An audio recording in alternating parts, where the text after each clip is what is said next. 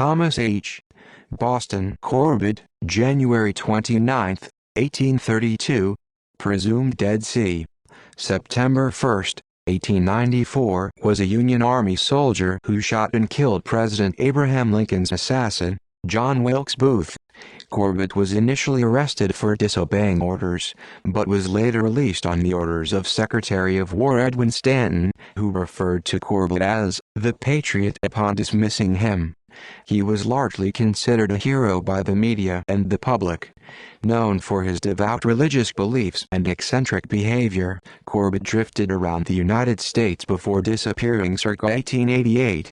Circumstantial evidence suggests that he died in the Great Hinckley Fire in September 1894, but that remains impossible to substantiate. Early life and education. Corbett was born in London and immigrated with his family to New York City in 1840.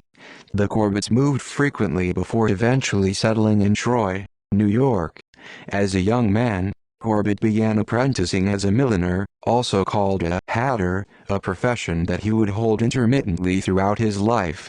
As a milliner, Corbett was regularly exposed to the fumes of mercury nitrate, then used in the treatment of fur to produce felt used on hats.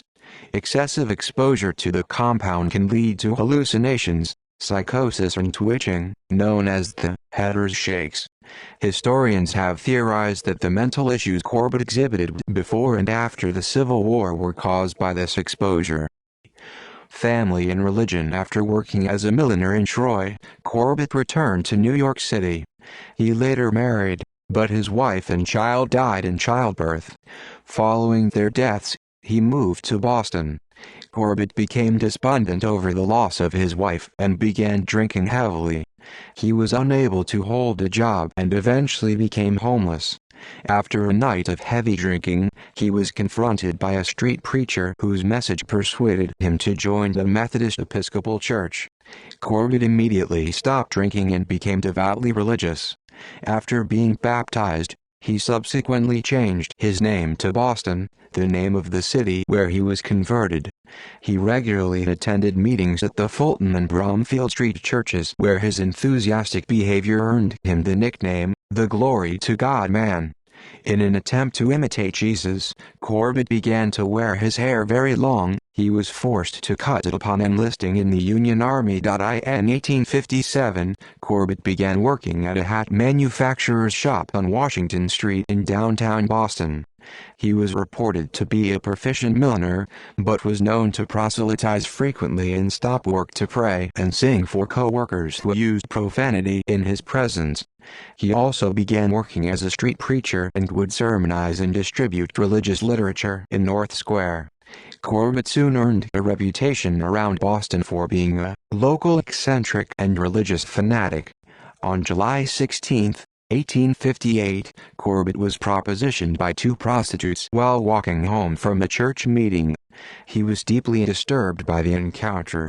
Upon returning to his room at a boarding house, Corbett began reading chapters 18 and 19 in the Gospel of Matthew. "And if by right I offend thee, pluck it out and cast it from thee, and there be eunuchs, which have made themselves eunuchs for the kingdom of heaven's sake." In order to avoid sexual temptation and remain holy, he castrated himself with a pair of scissors. He then ate a meal and went to a prayer meeting before seeking medical treatment. Military career. Enlistment in the Union Army. In April 1861, early in the American Civil War, Corbett enlisted as a private in Company I of the 12th Regiment New York Militia. Corbett's eccentric behavior quickly got him into trouble.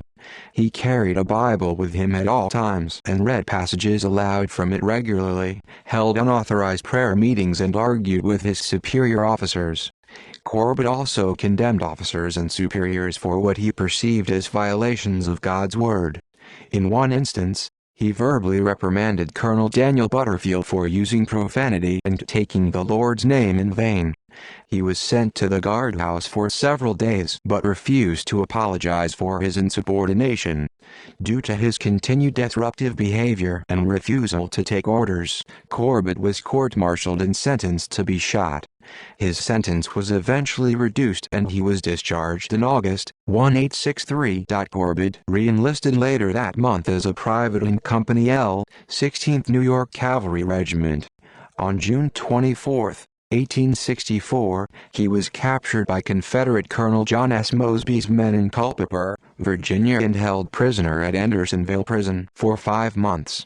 While on the way to Andersonville, the following incident happened, told by a fellow prisoner of Corbett's named William Collins. At Macon there were about 1,000 prisoners who had arrived ahead of us. The train we were on unloaded our 1,000, making 2,000 in all. We were taken to an old pasture or common near the railroad tracks where a furrow was plowed around it for a deadline. There was a small stream of water close to the guard line and the prisoners made a rush for it. Most of them had no water for many hours, but the guards kept them back. One of the more venturesome than the rest got through the line and attempted to fill his canteen. He was immediately shot in the arm with buckshot by one of the guards. He was pushed back among our men and laid under a tree. The wounded man was suffering greatly and called for water to ease his pain, but none had any in his canteen. Boston Corbett stepped out of the ranks, having been unable to stand silent any longer. He crossed the deadline, filled his canteen in the stream and gave the wounded man a drink. The guards continually threatened him with death, but Corbett ignored them and went about his business. Despite their threats, he returned unharmed and rejoined the ranks of prisoners. The cheers of the soldiers at this brave deed could have been heard 1 mile away, but Corbett seemed to think it was not out of the ordinary. It was the bravest deed that I had seen during the war. We arrived at Andersonville Prison the next day. Corbett was released in an exchange in November 1864 and was admitted to the Army Hospital in Annapolis, Maryland, where he was treated for scurvy, malnutrition and exposure. On his return to his company, he was promoted to sergeant. Corbett later testified for the prosecution in the trial of the Commandant of Andersonville, Captain Henry Wers. Pursuit of John Wilkes Booth. On April 24, 1865, Corbett's regiment was sent to apprehend John Wilkes Booth, the assassin of President Abraham Lincoln, whom Booth fatally shot on April 14, 1865. On April 26, the regiment surrounded Booth and one of his accomplices, David Harold, in a tobacco barn on the Virginia farm of Richard Garrett. Harold surrendered, but Booth refused and cried out, "I will not be taken alive." The barn was set on fire in an attempt to force him out into the open, but Booth remained inside. Corbett was positioned near a large crack in the barn wall. Shooting Booth. In an 1878 interview, Corbett claimed that he saw Booth aim his carbine, prompting him to shoot Booth with his Colt revolver despite Secretary of War Edwin M. Stanton's orders that Booth be captured alive. The bullet struck Booth in the back of the head behind his left ear, passed through his neck, and out into the barn. A low scream of pain like that produced by a sudden throttling came from the assassin, and he pitched headlong to the floor. Corbett and the other soldiers would note a sense of poetic, or cosmic, justice in that Lincoln and Booth were each shot around the same spot of the head, and the damage to Booth was no less severe than that to Lincoln. The bullet had pierced 3 vertebrae and partially severed his spinal cord, paralyzing him. Their conditions were different as well, as Mary Clammer Ames summed it up. The balls entered the skull of each at nearly the same spot, but the trifling difference made an immeasurable difference in the sufferings of the two. Mr. Lincoln was unconscious of all pain, while his assassin suffered as exquisite agony as if he had been broken on a wheel. Death of Booth. In a weak voice, Booth asked for water and Conger and Baker gave it to him. A soldier poured water into his mouth, which he immediately spat out, unable to swallow. The bullet wound prevented him from swallowing any of the liquid. Booth asked them to roll him over and turn him face down. Conger thought it a bad idea. "Then at least turn me on my side," the assassin pleaded. They did. But Conger saw that the move did not relieve Booth's suffering. Baker noticed it, too. He seemed to suffer extreme pain whenever he was moved, and would several times repeat, "Kill me." At sunrise, Booth remained in agonizing pain, his pulse weakening as his breathing became more labored and irregular. In agony, unable to move his limbs, he asked a soldier to lift his hands before his face and whispered as he gazed at them, "Useless, useless." These were his last words. A few minutes later, Booth began gasping for air as his throat continued to swell. Then there was a shiver and a gurgle and his body shuddered, before Booth died from asphyxia. He died 2 hours after Corbett shot him. Lieutenant Colonel Everton Conger initially thought Booth had shot himself. After realizing Booth had been shot by someone else, Conger and Lieutenant Doherty asked which officer had shot Booth. Corbett stepped forward and admitted he was the shooter. When it asked why he had violated orders, Corbett replied, "Providence directed me." Court-martial, he was immediately arrested and was accompanied by Lieutenant Doherty to the War Department in Washington, D.C. to be court-martialed. When questioned by Edwin Stanton about Booth's capture and shooting, both Doherty and Corbett agreed that Corbett had, in fact, disobeyed orders not to shoot. However, Corbett maintained that he believed Booth had intended to shoot his way out of the barn and that he acted in self-defense. He told Stanton, "Booth would have killed me if I had not shot first. I think I did right." Corbett maintained that he didn't intend to kill Booth, but merely wanted to inflict a disabling wound, but either his aim slipped or Booth moved at the moment Corbett pulled the trigger. Stanton paused and then stated, "The rebel is dead. The patriot lives. He has spared the country expense, continued excitement and trouble. Discharge the patriot." Upon leaving the War Department, Corbett was greeted by a cheering crowd. As he made his way to Matthew Brady's studio to have his official portrait taken, the crowd followed him asking for autographs and requesting that he tell them about shooting Booth. Corbett told the crowd, "I aimed at his body. I did not want to kill him. I think he stooped to pick up something just as I fired. That may probably account for his receiving the ball in the head. And the assassin lay at my feet, a wounded man, and I saw the bullet had taken effect about an inch back of the ear, and I remembered that Mr. Lincoln was wounded about the same part of the head. I said, 'What a God we have, God avenged Abraham Lincoln.'"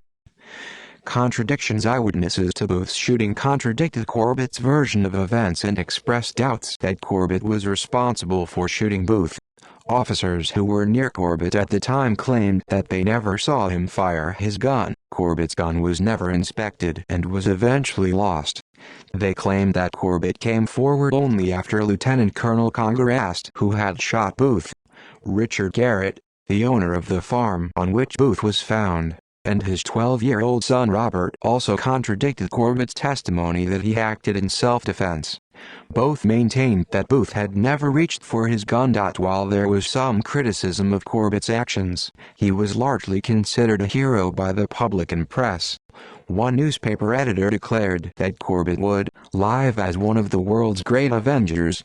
For his part in Booth's capture, Corbett received a portion of the $100,000 reward money, amounting to $1,653.84, equivalent to $28,000 in 2020. His annual salary as a U.S. Sergeant was $204, equivalent to $3,000 in 2020. Corbett received offers to purchase the gun he used to shoot Booth. He refused, stating, "That is not mine, it belongs to the government, and I would not sell it for any price." Corbett also declined an offer for one of Booth's pistols as he did not want a reminder of shooting Booth. Post-war life. After his discharge from the Army in August 1865, Corbett went back to work as a hatter in Boston and frequently attended the Bromfield Street Church. When the hatting business in Boston slowed, Corbett moved to Danbury, Connecticut to continue his work and also preached in the country roundabout.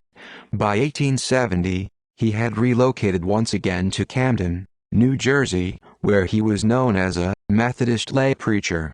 Corbett's inability to hold a job was attributed to his fanatical behavior. He was routinely fired after continuing his habit of stopping work to pray for his co-workers. In an effort to earn money, Corbett capitalized on his role as Lincoln's Avenger.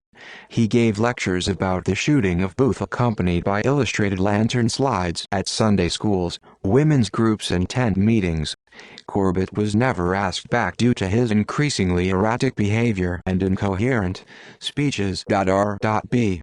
Hoover, a man who later befriended Corbett, recalled that Corbett believed men who were high in authority at Washington at the time of the assassination were hounding him. Corbett said the men were angry because he had deprived them of prosecuting and executing John Wilkes Booth themselves. He also believed the same men had gotten him fired from various jobs. Corbett's paranoia was furthered by hate mail he received for killing Booth. He became fearful that Booth's Avengers or organizations like the Secret Order were planning to seek revenge upon him and took to carrying a pistol with him at all times. As his paranoia increased, Corbett began brandishing his pistol at friends or strangers he deemed suspicious. While attending the Soldiers' Reunion of the Blue and Gray in Caldwell, Ohio, in 1875, Corbett got into an argument with several men over the death of John Wilkes Booth. The men questioned if Booth had really been killed at all, which enraged Corbett. He then drew his pistol on the men but was removed from the reunion before he could fire it. In 1878, Corbett moved to Concordia, Kansas, where he acquired a plot of land through homesteading upon which he constructed a dugout home. He continued working as a preacher and attended revival meetings frequently. In January 1887, Corbett was elected assistant doorkeeper in the Kansas House of Representatives, where he frequently had run-ins with the public and elected officials, often brandishing his revolver. Presumed fate. Due to his fame as Lincoln's Avenger, Corbett was appointed assistant doorkeeper of the Kansas House of Representatives in Topeka in January 1887. On February 15, he became convinced that officers of the House were discriminating against him. He jumped to his feet, brandished a revolver and began chasing the officers out of the building. No one was hurt and Corbett was arrested. The following day, a judge declared Corbett insane and sent him to the Topeka Asylum for the Insane. On May 26, 1888, he escaped from the asylum on horseback. He then rode to Neodesha, Kansas, where he briefly stayed with Richard Thatcher, a man he had met while they were prisoners of war. When Corbett left, he told Thatcher he was going to Mexico. Rather than going to Mexico, Corbett is believed to have settled in a cabin he built in the forest near Hinckley, in Pine County in eastern Minnesota. He is believed to have died in the Great Hinckley Fire on September 1, 1894. Although there is no proof, the name Thomas Corbett appears on the list of dead and missing. Legacy. Imposters. In the years following Corbett's presumed death, several men came forward claiming to be Lincoln's Avenger. A few years after Corbett was last seen in Neodesha, Kansas, a patent medicine salesman in Enid, Oklahoma filed an application using Corbett's name to receive pension benefits. After an investigation proved that the man was not Boston Corbett, he was sent to prison. In September 1905, a man arrested in Dallas also claimed to be Corbett. He too was proven to be an imposter and was sent to prison for perjury, and then to the government hospital for the insane. Memorials. In 1958, Boy Scout Troop 31, of Concordia, Kansas, built a roadside monument to Corbett located on Key Road. A small sign was also placed to mark the dug hole where Corbett had lived for a time. See also: List of fugitives from justice who disappeared. Jack Ruby. Notes. References: Baylor, Roy, 1965. The Assassination and History of the Conspiracy. New York, Hobbs, Dorman and Company, Incorporated. ISBN 978-1432-80265-3. Chamley, Roy Z. Chamley, Roy Z. Jr., 1989. Lincoln's Assassins. A complete account of their capture, trial, and punishment. McFarland. ISBN 978-0-89950-4209. Chipman, Norton Parker, 1891.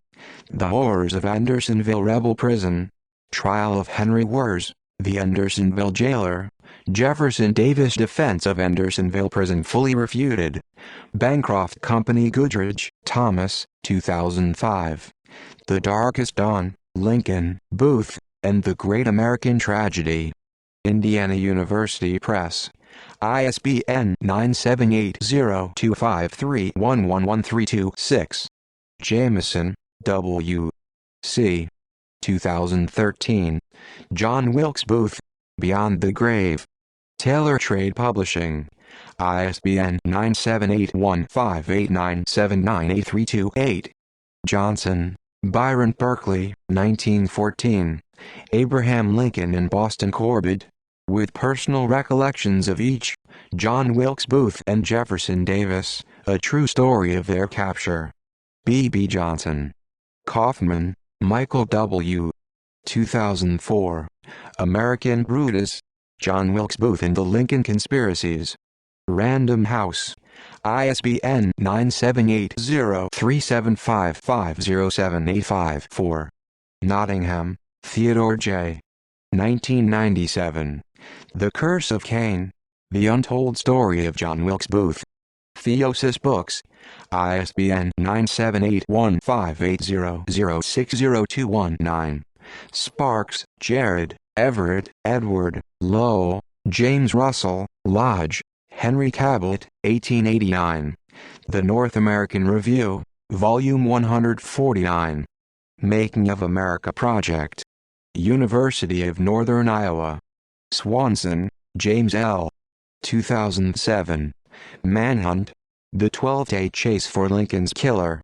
HarperCollins. ISBN 978-0-060518509. Walker, Dale L., Jakes, John, 1998. Legends and Lies. Great Mysteries of the American West. Macmillan. ISBN 978-0-312-86848-2. External links. Boston Corbett, The Man Who Killed John Wilkes Booth photo on Kansas Memory website.